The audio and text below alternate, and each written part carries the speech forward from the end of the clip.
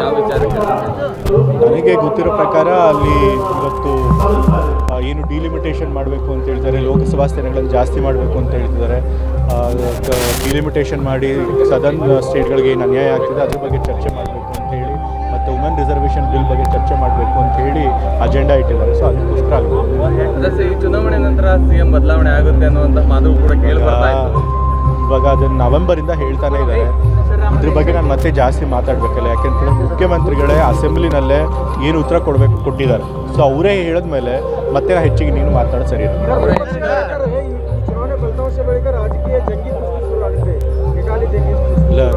ಯಾರು ಹೇಳಿದ್ದಾರೆ?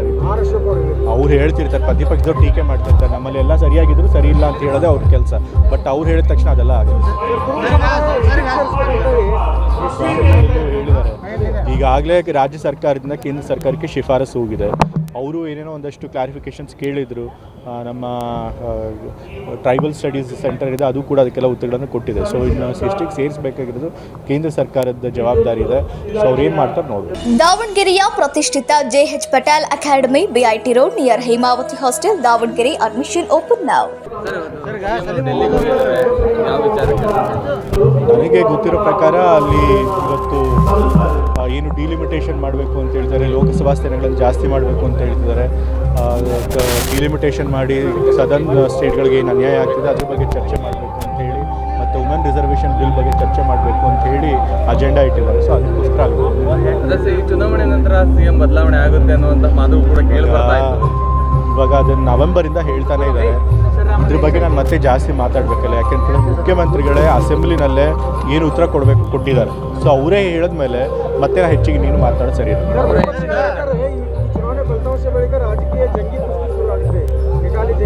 ಇಲ್ಲ. ಯಾರು ಹೇಳಿದ್ದಾರೆ?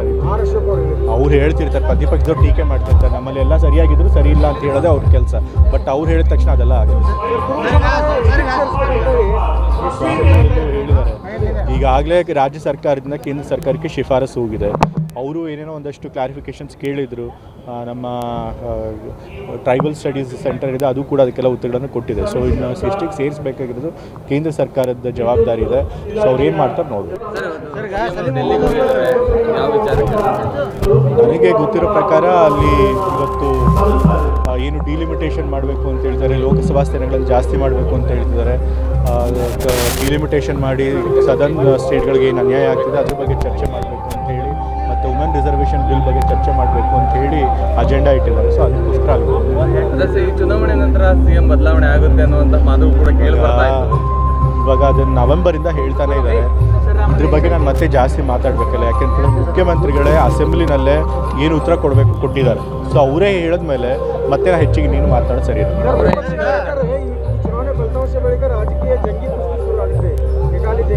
ಇಲ್ಲ. ಯಾರು ಹೇಳಿದ್ದಾರೆ?